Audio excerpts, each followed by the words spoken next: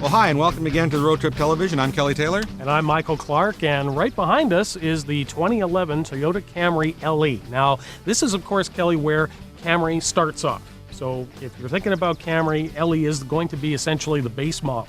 The thing you got to understand about Camry is it's basically a motoring Maytag. It is the quintessential motoring appliance. There's nothing terribly exciting about it. But if you're the type of driver that's just looking for something, you know, you put in the key, you turn it, it's going to start, it's going to go, this is not really a bad choice.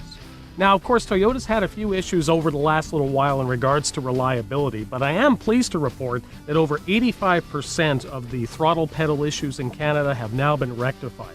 So you don't really have to put that into your buying decision at this point. But of course, as we've mentioned, the Toyota Camry is anything but exciting, but it's definitely going to be a good transportation choice. All right, so let's take a closer look at what makes a motoring appliance.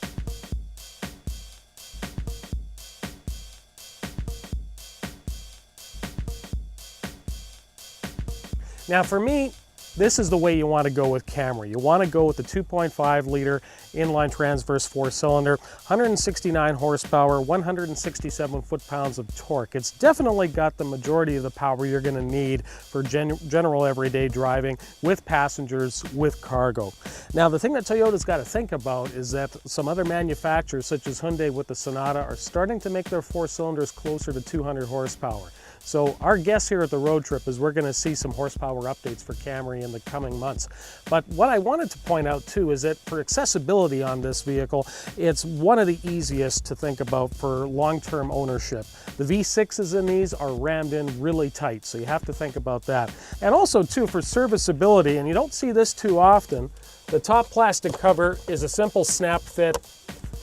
You can take it off quite easily, exposes the coil-on plug. Now the one thing that I noticed too is that Toyota has gone, instead of with the serpentine belt system to take care of all the accessories driven by a belt, they're actually using two belts. Not necessarily a concern, but something we haven't seen for a while. The other thing too is that for components such as the alternator, very easy to get to. And nice thing here too is you're not going to be messing around with a prop rod with two hydraulic struts to hold the hood aloft. So for overall accessibility, for the slight do-it-yourselfer as well as your seasoned technician, definitely the Toyota Camry is a winner.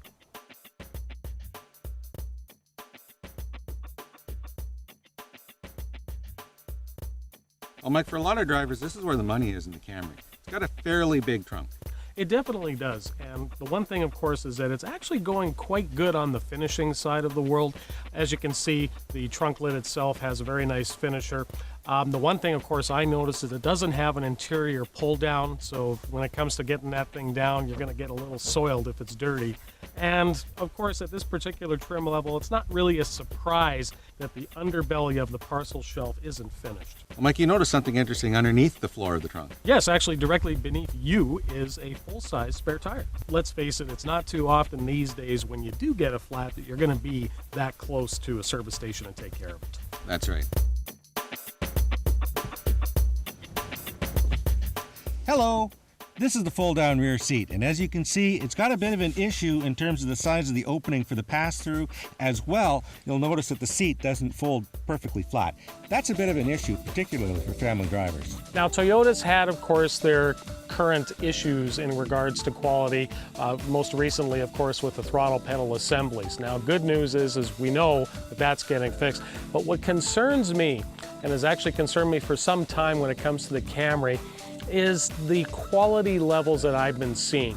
Now, for example, the one thing I've noticed actually on the leading edge of this fender is a type of structural adhesive or some form of caulking that's actually used to seal these pieces together.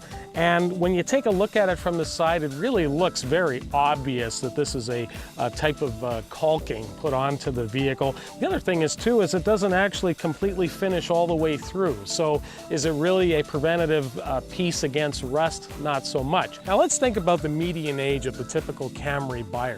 Can someone please explain to me why the Camry does not come equipped with breakaway style mirrors? I'm waiting for Toyota to start putting a little bit more love back into their interiors.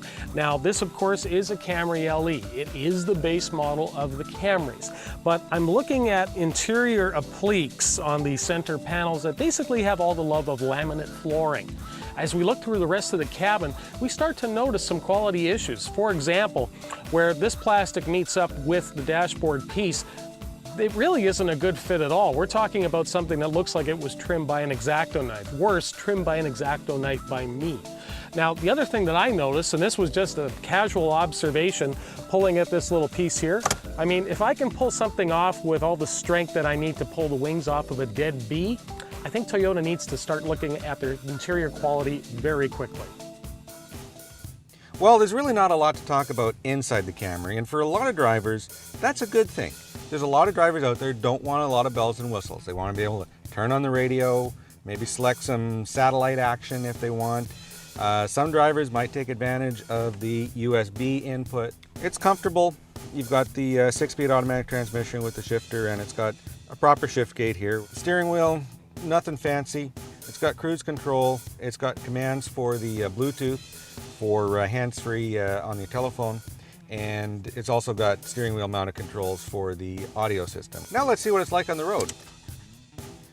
Driving the Toyota Camry is pretty much what you'd expect. It's not a lot of fun. The handling is a little sloppy, but for a lot of people that's what they want too. You know, Kelly, I have to say that when it comes to the LE, I find the steering to be way over assisted. I mean, the braking is definitely adequate. You know, I certainly wouldn't say that I feel in any way, shape, or form during an emergency situation like the car won't stop.